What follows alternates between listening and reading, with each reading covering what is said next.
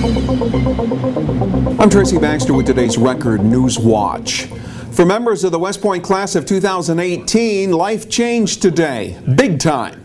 Today's our day, reception day, for the incoming class of cadet candidates who reported for their first day at the U.S. Military Academy, beginning the challenging transition from civilian life to a life of training and academics that will prepare them to become future Army officers. Our day includes lessons in marching and discipline, processing evaluations, and haircuts. From here, the class of 2018 will have to complete 6 weeks of basic training, referred to as Beast Barracks, before being officially accepted into the Corps of Cadets.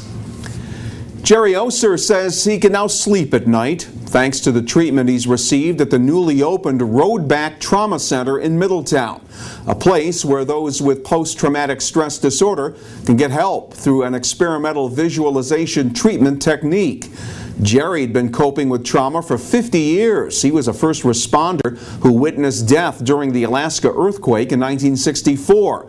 He says he finally got relief only after undergoing treatment sessions at the Middletown Clinic. This has really helped me out. Out of all the problems that I have ever had, this is one program that definitely worked out. And I believe other veterans in the area or anywhere around the world, if they could get this type of treatment, it definitely would help them out to live a functional life. With the help of Frank and Rick through this program, they got me functional better. I can able to speak and talk to people about it that I wasn't able to do before. If we can treat PTSD effectively, quickly, then all of the other programs that we try to provide to our vets, whether it's housing assistance or employment training or even medical treatment, all of those things are going to be more effective. Vets struggling with substance abuse, homelessness, all of those treatments are more effective if the person is not still suffering trauma. And so you've got to get at the battlefield trauma as quickly as possible, and we have to use techniques that work. Jerry told a story to Congressman Sean Patrick Maloney and Assemblywoman Aileen Gunther during their visit to the center today. The Road-Back Trauma Center opened in the spring with a $300,000 state grant, but researchers there will need to find other funding sources to keep the treatment center operational for a full year.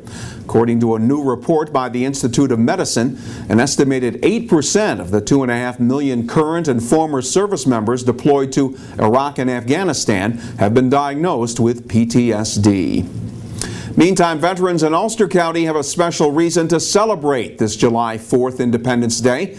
Today, veterans and county officials gathered for the dedication of the Patriots Project Veterans Home, a historic house on Wirt Street in Kingston's Roundout District that was renovated to provide transitional housing for Ulster County's homeless and disabled veterans.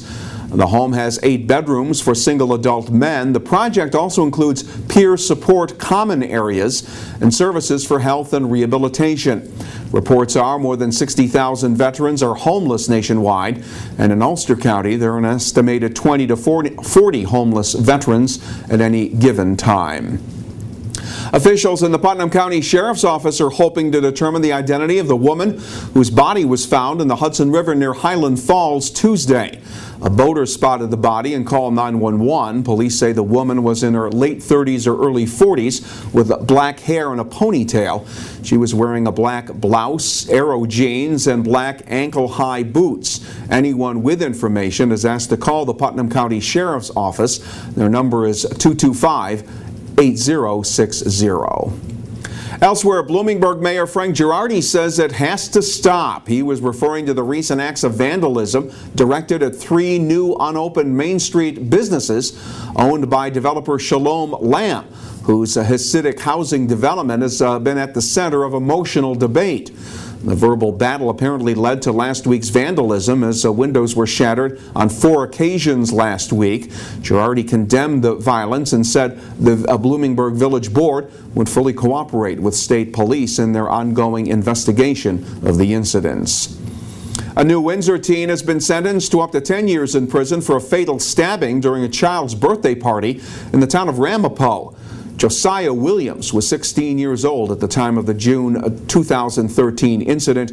He had pleaded guilty back in April to a charge of manslaughter. He had fatally stabbed Ricardo Barrett when a fight broke out at the party. Williams was sentenced as a juvenile offender because of his age.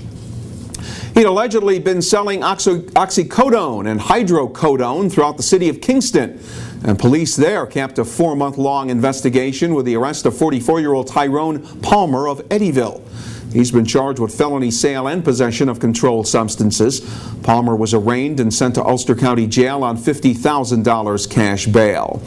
And the alarming rise in the use of heroin and illegally obtained painkillers brought Senator Charles Schumer to Kingston Tuesday, where he announced a push to designate Ulster County a federal high-intensity drug trafficking area.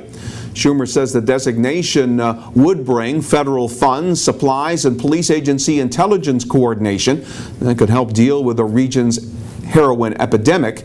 Heroin seizures in Ulster County have reportedly tripled since 2007, and drug-related arrests in the county are on pace to increase by more than 25% this year. Schumer says the designation would also give Ulster County greater access to additional drug use prevention and treatment. Well, bad weather is on the way, and it's because Tropical Storm Arthur is pushing up the Atlantic coast. We are expecting to get some drenching rains. Tomorrow will be cloudy with showers and thunderstorms. Some are expected to be heavy. Temperatures will be in the upper 80s Thursday. As for Friday, the 4th of July, it'll be cloudy with more rain likely. The highs will be up around 80 degrees, and the rain may clear out in time for fireworks displays at night. So keep your fingers crossed. We'll get an edge on the day by starting it with the Times-Herald Record, and when news breaks, you will find it here at Record Online. For Record Newswatch, I'm Tracy Baxter.